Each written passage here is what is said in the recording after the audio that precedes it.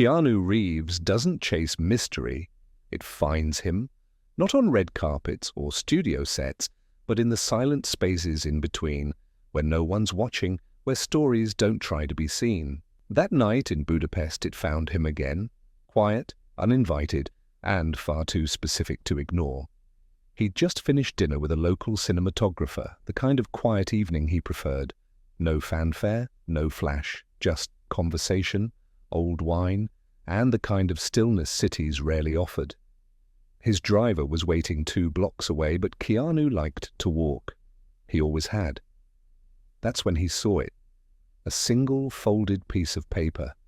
Clean, centered, resting dead center on the hood of his car. He hadn't walked past it earlier. He didn't remember seeing anyone nearby.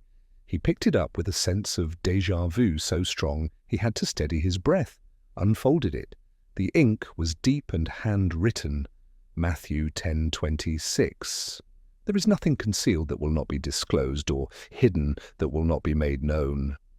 No name, no date, no context. Keanu blinked, looked around slowly. Nothing. Just an empty street lit by gas lamps and the yellow haze of night drizzle. It wasn't the verse that unsettled him. It was that he knew it from a dream last night, or maybe the night before. It blurred. He had been standing in a field of ash, surrounded by burned pages floating like feathers. The only thing not burning had been a voice, distant but clear, whispering that exact verse. He thought it was his subconscious pulling threads. Leftover scripture from childhood, images from old films, but this was too precise. He pocketed the paper.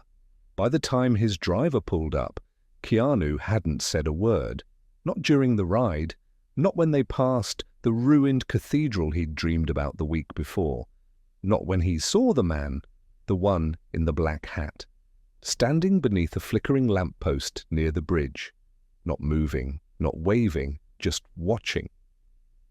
At first, Keanu assumed it was a fan, a lost tourist, a background character in the script of another city night, but then the car turned and the figure was gone. He told himself it was nothing, but when he got to the hotel, room 712, always 712, there was another paper on the floor, slipped under the door. Isaiah 42:16. I will lead the blind by ways they haven't known, along unfamiliar paths I will guide them. No name, no handwriting match, but it felt connected, personal, as if someone had seen into the marrow of his mind. Keanu closed the door slowly, looked through the peephole. The hallway was empty, silent, the kind of silence you don't trust. He walked to the window and looked out over the Danube. The river was black and still, reflecting nothing but moonlight and silence. Somewhere out there, the man in the black hat was watching. He felt it. That night, Keanu didn't sleep. Instead, he sat in the chair beside the window and stared at the second verse. Isaiah. He remembered reading it in college. It had made him cry then. It did now too, but what did it mean? Why now? Why here? He checked the lock on the door, then the closet, then under the bed. He felt ridiculous doing it, but he did it anyway, because something had shifted. And deep down, Keanu knew this was the beginning of something. The next morning, he told no one, not his assistant, not the director, not even the old friend who called from California just to check in. He kept the verses folded neatly inside his coat pocket. At breakfast, the hotel concierge smiled too long. The barista across the street asked him if he believed in angels. He brushed it off. Keanu had lived through coincidences. This wasn't one. He walked the city, visited churches, abandoned synagogues, places where silence grew thick and holy, but nothing called to him until that afternoon. He was walking through a small used bookstore near the Parliament building. The shelves smelled like mold and memory. He wasn't looking for anything, just letting his hands run along forgotten spines, when he found it, a Bible, Mid-1800s. Leather cracked, pages yellowed and soft like fabric. He opened it, and there, pressed between Psalms and Proverbs, was a paper, folded, familiar. His hand shook before he touched it. John 12:35. Walk while you have the light before darkness overtakes you. He bought the Bible without a word. The old man at the register said nothing, just smiled, almost too knowingly. Outside, Keanu sat on the edge of a cold stone fountain and unfolded all 3 verses side by side. 3 dreams, 3 warnings, all mirrored. He was no longer afraid, but he was no longer at ease either. That night, the dreams returned, but they weren't dreams anymore. They were scenes. He was in a cathedral, not real, too vast, too ancient. The ceilings bled stars, the pews were empty. At the altar stood the man in the black hat, face hidden, posture still. He didn't speak, just lifted one hand and pointed toward the stained glass window behind him. Keanu turned. It wasn't glass, it was a mirror. And in the reflection, he wasn't alone. There were others, silhouettes of people he loved, people he had lost, people he hadn't met yet, all staring back at him. And every one of them was holding a page. He woke up, gasping. The clock read 3:33 a.m., and on the table, right beside the half-finished cup of tea he didn't remember pouring, was another note. He hadn't left the door unlocked. He hadn't ordered room service. But it was there. Amos 3:7. Surely the sovereign Lord does nothing without revealing his plan to his servants, the prophets. And at the bottom of the page, for the first time, was a question. Do you see it now? Keanu stared at the words until the morning sun made them unreadable. He didn't answer, not yet. The words echoed longer than they should have. They weren't just in his head. They were in the air, like someone or something had been waiting for the reply. Keanu looked around the room, slow and deliberate, as if the walls might answer back. The paper still sat where he left it, but the handwriting seemed sharper now, darker, almost wet. He reached out and touched it. Still dry, still impossible. Outside, Budapest hadn't woken yet. The sky was cracked with the earliest grey of dawn, and the city below moved with the hush of a held breath. Keanu stood, stretched without thinking, then walked to the window. He pressed his palm against the cold glass. From the 7th floor, he could just make out a figure across the street, leaning on a lamp-post, perfectly still, hat low, watching. Keanu didn't move, neither did the figure. A taxi passed. A dog barked somewhere in the distance, but when Keanu looked again, the lamp-post was empty. He let the curtain fall back into place. He didn't tell anyone that morning, not his makeup artist, who noticed the bags under his eyes, not the director, who asked if he needed time off. Keanu just nodded politely, gave his half-smile, and moved through the day like a man walking through fog, half there, half somewhere else. The 4th verse stayed in his pocket, beside the others, folded, untouched. But his fingers found them often, like a ritual, a tether, as if the touch of the paper grounded him in something real.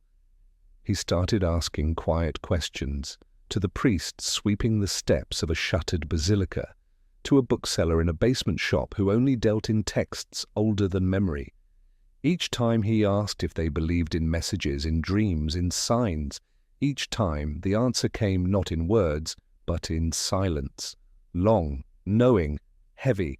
At night the dreams deepened. The cathedral returned, but now its windows were no longer mirrors. They showed moments, moving, living, a boy giving his last coin to a man with no shoes, a woman lighting a candle for someone already forgotten, an old man writing a letter he would never send.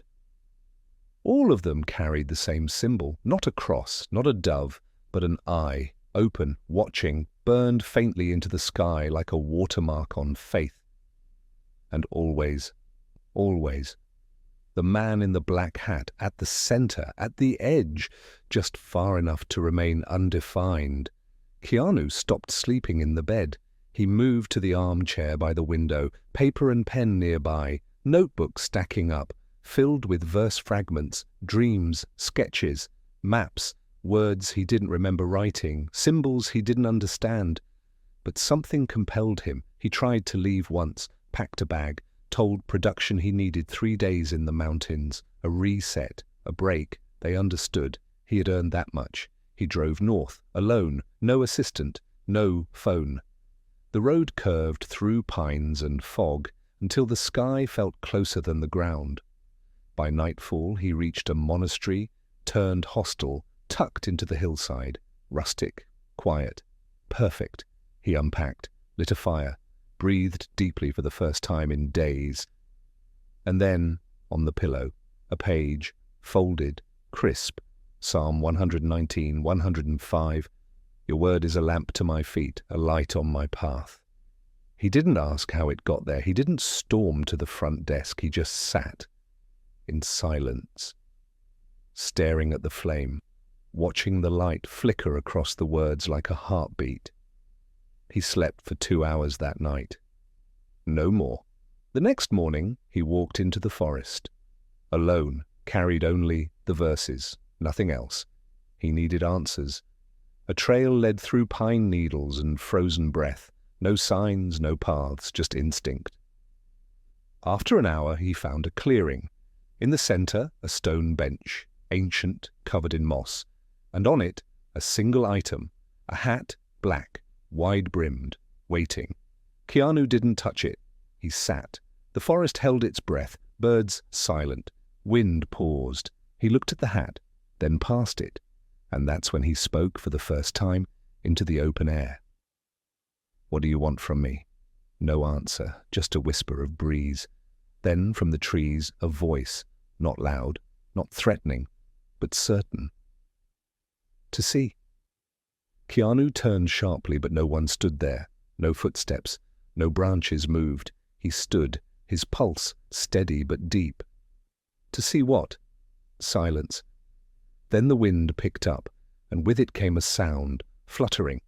Dozens of papers falling from the trees like autumn leaves. They swirled around him, touched the earth, and stilled. Each one bore a verse, handwritten, familiar. Jeremiah 33:3, Luke 8:17, Revelation 3:20 pages, soaked in prophecy. But only one stood out, at his feet, clean, centered. Job 33:14. For God does speak, now one way, now another, though no one perceives it. He knelt, picked it up, and in that moment the air changed, not colder, not warmer, just shifted, the weight of being seen. He turned, expecting someone, anyone. But the forest was empty again. He looked down at the black hat. It hadn't moved. Then he realized it was his. Not literally, but symbolically, metaphorically. The message wasn't that he was being followed. It was that he was becoming the one who walks, the one who watches, the one who delivers the words. He sat back on the bench. And for the first time since this began, he whispered not to the air, but to himself. I see it now. And the forest exhaled, not with sound, but with presence. The trees leaned slightly as if acknowledging something had shifted. Not in the wind, not in the light, but in him. Keanu sat still on the moss-covered bench, the black hat beside him like a punctuation mark, waiting for its sentence. He didn't move, didn't reach for the papers scattered at his feet. They had delivered what they needed to, and so had the silence. The kind of silence that doesn't ask but confirms. For the first time in days, no, weeks, his breathing matched the rhythm of the world around him. No tension, no confusion, just a sense of understanding, not full, not complete, but enough to proceed. He picked up the hat. It felt heavier than it looked. The inside smelled faintly of old paper and cedar. He turned it in his hands, half expecting something to fall out. A note, a name, but there was nothing but the imprint of where a head had once rested. A familiar shape, a familiar absence. He didn't put it on, not yet. Instead, he stood and looked up through the trees. The sky was breaking open with the pale fire of morning, gold through branches, cold on skin. He left the papers where they had fallen. The forest could keep them. They weren't his anymore. The walk back was slower, not because his body was tired, but because something in him was absorbing. The trail seemed shorter, the trees less imposing, as if, now that he had seen, they didn't need to test him. By the time he returned to the old monastery, the world had shifted again. The front door was ajar, not wide, just enough to suggest invitation or warning. Keanu stepped through slowly. The front desk was empty. A kettle steamed in the corner, unattended. There was a smell, rosemary and burnt parchment. He followed it, into the reading room, and there, on the central table, lit by a single shaft of light from the stained window above, was a small stack of books, all closed, except one, a journal, open to a page that hadn't yellowed with age. The ink was fresh. He stepped closer, read. He has taken the first step. The silent man now wears the watcher's name. Beneath the line, a simple verse. Proverbs 25:2. It is the glory of God to conceal a matter. To search out a matter is the glory of kings. His hand trembled slightly as he closed the journal, not from fear, but from recognition. The phrase echoed something he'd felt, but hadn't said aloud. He didn't know who had written it, or when, but it had been meant for him. He didn't stay another night. By dusk he was back in the city. Not because he was running, but because he now knew the pattern. The next piece wouldn't come in retreat. It would come in confrontation. Budapest at night was different now. He walked with the hat in his hand, not wearing it, but holding it like a compass, as if it might tilt or twitch towards something unseen. It didn't. But people looked at him differently. Some nodded. Some turned away. One man crossed himself. Outside the Parliament building, beneath a flickering lamp, he found another note taped to the back of a rusted bench. Different handwriting, but the same message. Luke 12:2. There is nothing covered up that will not be revealed, and hidden that will not be known. He didn't flinch, just read, folded it, pocketed it, then turned. The man in the black hat stood across the street, still, as always, but something was different. He wasn't watching, he was waiting. Keanu crossed slowly. Cars passed between them. Honks, movement. But when he reached the other side, the man had moved. Not gone, just repositioned. Now standing beside a wrought iron gate that led into the courtyard of a crumbling church. Keanu followed. The gate creaked open as if welcoming them both. Inside, the courtyard was dim. Dust floated in amber air. The church door hung crooked, half open, moaning softly in the breeze. The man stepped through first. Keanu hesitated, then entered. Inside was ruin. Shattered pews, a broken altar, walls kissed with smoke and water stains. But at the far end, where light dared not reach, the man stood. He turned for the first time, face visible, not a stranger. Keanu froze. It was him, not a twin, not a double, but something in between, a shadow of himself, slightly older, eyes hollowed by time, not evil, worn, familiar, not threatening, just present. The reflection didn't speak, just raised one hand and pointed to the altar. There, resting where bread and wine might have once sat, was a book, not a Bible, a journal, black leather, bound in a red thread, unmarked. Keanu approached slowly. The other version of him didn't move, didn't blink. He picked up the journal, opened it. The pages were blank, except one, the first. The voice you seek is not above or below, it is within. You are both the message and the messenger. Stop waiting, begin. Keanu looked up. The man was gone. Only the hat remained, sitting where he had stood. Keanu walked to it, touched it, still warm. He didn't question, didn't panic. Instead, he placed the hat on his own head. It fit perfectly. And when he turned toward the door, the city outside no longer looked the same, because he no longer was. He stepped out into the night, as if stepping into a memory that hadn't happened yet. The street sounds didn't reach him the same way. The voices were muffled. The city moved, but it no longer pressed against him. It parted for him, as if it recognized him, as if the silence he carried now carried weight. The journal was tucked inside his coat.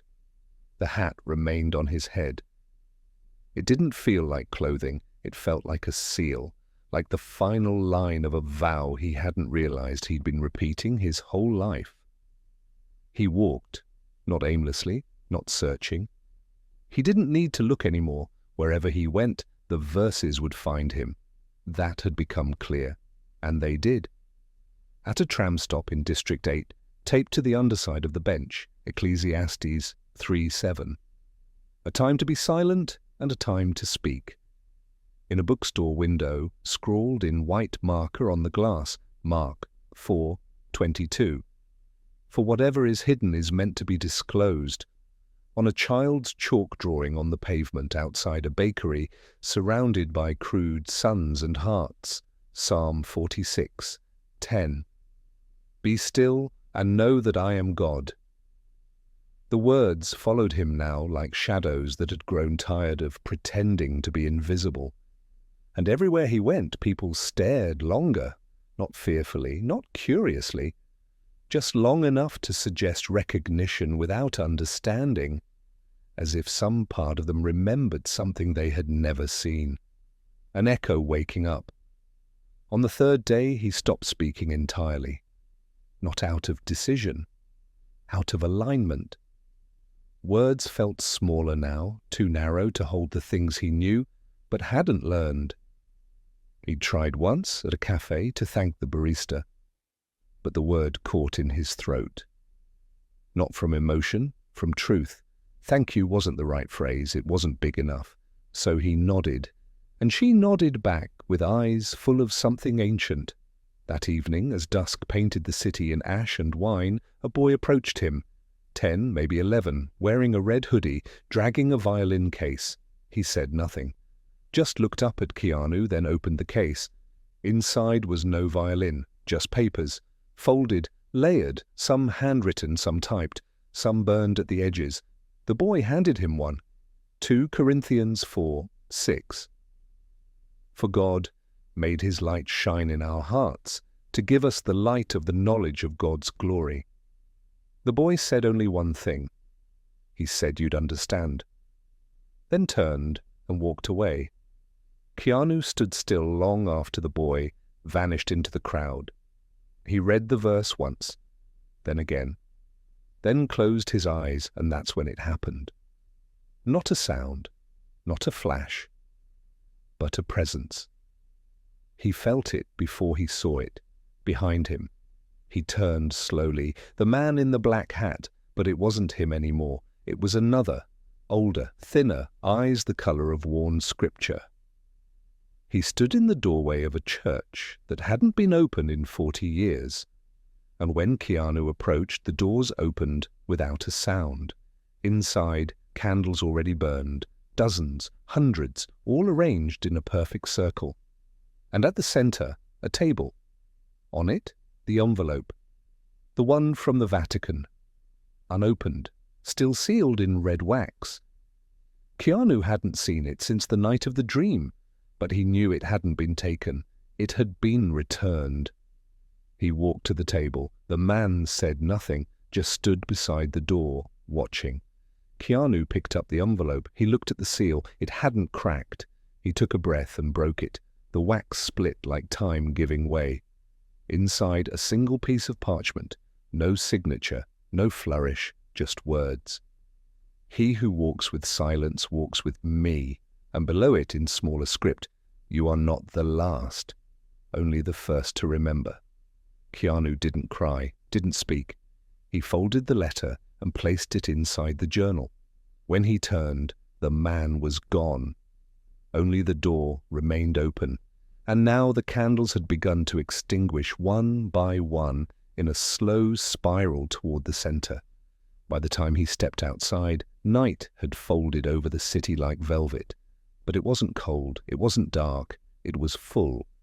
He walked past alleys, past windows, past lives moving behind glass, and in each one he saw something reflected, not himself. But moments, a hand reaching for another, a woman lighting a candle in an empty room, an old man kneeling beside his bed, whispering words into the floorboards. Kindness, small, quiet, holy. He understood now. This wasn't about him. It never had been. He was only a vessel, a courier for what had never needed volume to have power. That night he returned to his hotel. Room 712, inside on the bed, one final verse, typed. No handwriting, just a page. Romans 10:17. Faith comes by hearing, and hearing by the word of God. Keanu picked it up, stared for a moment, then turned it over. On the back, a single line in bold black ink. And now let them hear. He didn't sleep. He began writing, not a script, not a journal, something else. And he knew with certainty that it would begin with a single sentence. They said Keanu Reeves walked alone for a reason. If this story moved you, even just for a moment, don't keep it to yourself. Share it. Let someone else feel what you just felt. And if you believe the quietest voices are often the ones worth hearing, subscribe, because the next story is already on its way. Tell us, what would you have done if you were in Keanu's shoes? Leave your thoughts in the comments. We're listening.